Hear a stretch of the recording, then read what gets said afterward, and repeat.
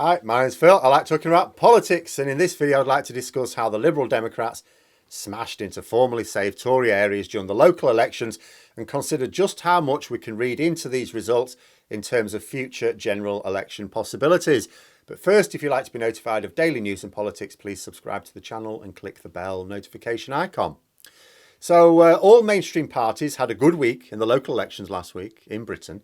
The Greens, more than double the number of seats from those that were up for election. The SNP and Labour, both the party of government, made gains in Scotland and Wales respectively.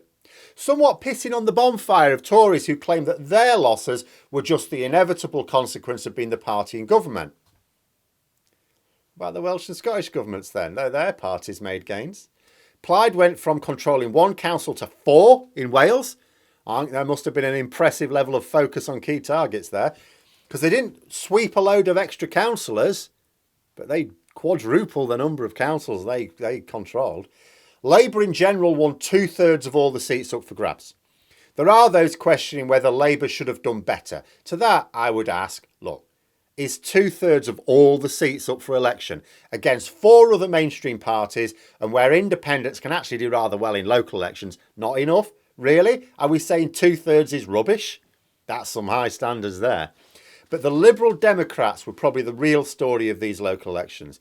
It's not just that they increased the number of seats by a large amount proportionally. It wasn't as large as, say, the Greens. It's that they did so in some key target areas ahead of the next general election.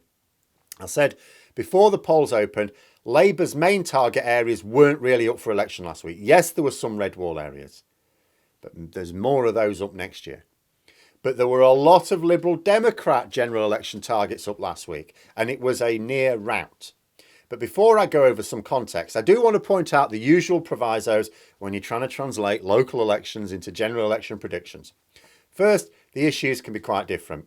Lots of people are voting for who will deal with the bins and the potholes. Second, unlike for the general elections where people know that the Lib Dems aren't actually going to form a government, the party can actually run a local council. That is feasible. So the Lib Dems can actually get their supporters to turn out in local elections more easily than general elections where some will either not bother or vote tactically for a realistic candidate. Third, even when people do vote along popularity of the national party lines, they don't always make the same decision in a general election. You know, there are people who don't take local elections seriously. So they just consider the bins and the potholes will be dealt with badly or well, regardless. So they're happy to use their vote to protest. And there are some Tory voters who will have voted Lib Dem to send a message to Westminster, listen to us and do what we say. But then if they don't do it and they go, no, we're going to ignore you, when it comes to the general election, they'll go, and they'll hold their nose and still vote Tory as being preferable somehow to Labour. But there is some interesting context with these local elections and the Liberal Democrats, because bear in mind, this isn't just isolated to local election results. The Liberal Democrats took 2 safe Tory seats in Westminster by-elections last year. The first of those, Chesham and Amersham, were before the major scandals broke through to the public as well. A lot has happened in the last year. But it started with this safe Tory seat seeing a 20% drop in vote share from the Conservative candidate and a 30% increase in vote share for the Liberal Democrats. Nothing to do with the Owen Paterson scandal, that hadn't happened yet. Nothing to do with Partygate, we didn't know about it. Not even an out-of-control rise in the cost of living. Most people weren't aware that was on the way. The government hadn't broken their own campaign promises on taxation or pensions at that point, as far as I can recall. What happened, and this is relevant to last week's local elections, is that the Conservatives were abandoning traditional Conservative voters. It was all part of a deliberate change in Tory strategy over the last few years. It's a strategy that took advantage of some external pressures. So after Labour fell in 2010, it spent some years losing relevance in Scotland, a former stronghold for the party.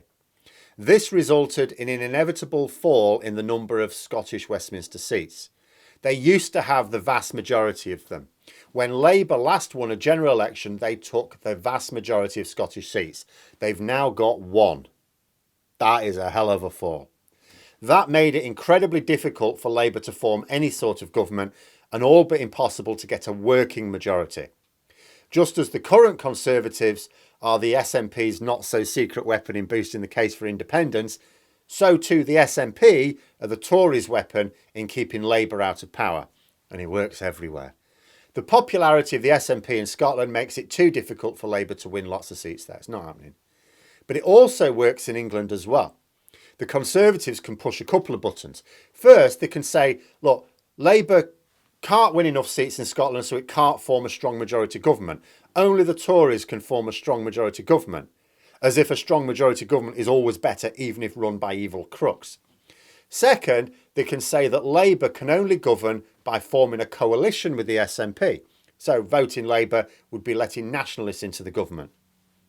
Again, never mind the fact that we already have this.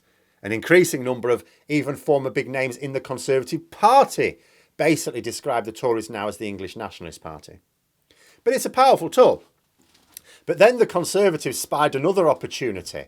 They could use Brexit not only for their own nefarious purposes, but to break off a chunk of support from the Labour heartlands in the north of England as well. So Labour had already buggered up their own support in Scotland. The Tories could put pressure on that support in the north of England. And then where have they got? Populism was used to attract the votes of working class people in the industrial towns and coastal areas. In 2019, Labour were nowhere in Scotland and suffered crushing losses in the north of England. It was the worst general election result ever for the party. Like in pure numbers, people say it was the worst one since 1935. But back in 1935, the party was still growing as an opposition party. It had never been in government. So 2019 was the first time since Labour had ever been seen as a credible prospect for government that they'd suffered a defeat on this scale. Think of this from the point of view of a Tory strategist, right? The SNP are keeping Labour out of Scotland. If they can retain these dozens of red wall seats in the north of England, they stay in power. It's that simple. That's all there is to it. They don't have to fight lots of battlegrounds. If they can retain the red wall or a sizable chunk of it, the Tories stay in government. Labour cannot form any sort of government under these circumstances. So the Tories tilted towards policies designed to appeal to people in the industrial north of England towns. This is what they have now. They abandoned their traditional policies and that the people who normally voted for them would approve of. They worked on the basis that these people might not like it, but they wouldn't flip to Labour in large enough numbers for it to matter. You know, if you've got a load of seats around the south of England and you win with majorities of 20 or 30%, you can afford to piss a lot of people off and you'll still win. You only need to win by one vote. But they forgot about the Liberal Democrats. They had suffered their own pasting in 2015 as their voters punished them for Tory austerity. But after a period of readjustment themselves, they are now more in tune with these moderate Conservatives than the Tories are. You know, they flocked to vote for the Lib Dems in Chesham and Amersham. Again, all of this before Partygate, before cost of living crisis, before Owen Paterson scandal, before all of that. Then came the North Shropshire by-election last December. Now, this was a much safer seat for the Tories. It's one of the top 5 safest seats in the country, or it was. This place had voted Tory for 2 centuries straight, and by a hefty margin too. But now we did have Partygate. Boris Johnson's reputation was badly damaged. Traditional Conservatives had had enough. This was before he'd even been, criminalised, effectively, before Boris Johnson was determined to have broken the law. And objecting to both his policies and his character, these former Tory voters either stayed at home or voted Liberal Democrat. And for those who try and dismiss local election results entirely in terms of what it can mean for general elections, bear in mind, Tory strategists and the Tory media are not so glib. They know that there are important parallels here. Yes, you have to be careful to understand the different nature of a local and national election, but you do not ignore a local election drubbing, especially when you analyse where gains and losses were made. Lots of people look at the overall picture. They wave their hand dismissively and say, this bears no relation to the next general election. But an analyst looks at where the Lib Dem target seats are for the next general election. And then they look at where the Lib Dems made their gains exactly. Oh, look, strong crossover. The Liberal Democrats made large gains last week in the very areas they have been targeting ahead of the next general election. And although Conservatives are not going to panic over local elections, as I suggested a week ago, they do not want to see these trends continuing, because it is a trend. This isn't a blip. It's a trend that's been started a year ago, because it's not the local elections in isolation. They've lost 2 safe seats in by-elections, not marginals. The Liberal Democrats have another shot at a safe Tory seat in another by-election sometime this summer. And then there's a Tory MP from Somerset, Jacob Rees-Mogg's stomping ground. He's under investigation as well. He might have to resign, or he may be recalled.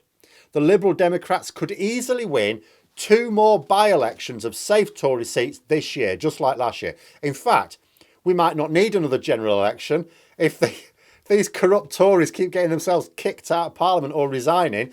The Liberal Democrats might earn as a majority just by nicking these seats in by-elections. I'm not saying it's likely that I'm certainly not saying it's likely they'll remove the Tories' majority just for by-elections, or even that they'll win these potentially 2 by-elections this year, but it is absolutely possible. It would not be harder than the seats they won last year. And if it does happen, it'll be clear that the Liberal Democrats are able to challenge the Tories in their own heartlands. And here's another thing. This has got nothing to do with these smear campaigns against Labour either. It's not Labour involved. All the Daily Mail smears have no bearing on what the Liberal Democrats can do in these by-elections. And that puts the Conservatives in a very difficult position. They're trapped. I've said it before. They're completely committed to a strategy of retaining the red wall. Because if they lose that, they've already abandoned too much of their own heartlands. If they lose the red wall, they let Labour back in, even without Scotland. Not with a majority. But the Tories would still lose power. So they are fully committed to the red wall. Not so committed that they'll keep any of their campaign promises to level up, mind. I notice Michael Gove is yet again going, oh yeah, this levelling up, yeah, it's getting a bit trickier. Yeah, I'm not sure that we can really do it now. But they are electorally committed to the policy. But this strategy relies on taking Conservative votes for granted in their heartlands. They assumed that not only were the Liberal Democrats beaten, and therefore could at best only take a few seats from them, but their majorities were so large that they'd still win just by smaller margins. But the problem is the Liberal Democrats are getting such big swings against the Conservatives, there's now no such thing as a safe Tory seat. If the Liberal Democrats can even take 20 of these seats, including prominent Conservatives, Jacob Rees-Mogg, Dominic Raab, that's quite serious. In fact, Labour are eyeing up the seats of Steve Baker and Boris Johnson when it comes to it. And this is without even considering the prospects of Labour retaking the red wall, even with the Conservatives fully focused on it. But this is what's happening with the Liberal Democrat resurgence. The Tories took their traditional support for granted in the belief that they could afford some losses and still win, in order to carry out a major incursion into Labour territory. After some initial gains, they look like not only having their incursion pushed back, but look weak in their own lands. Where else are we seeing that? But those are my thoughts. Let me know yours in the comments below. I hope you found the video interesting. If you did, please click the like button, maybe even click the join button if you'd be interested in memberships. And until next time, I'll see you later.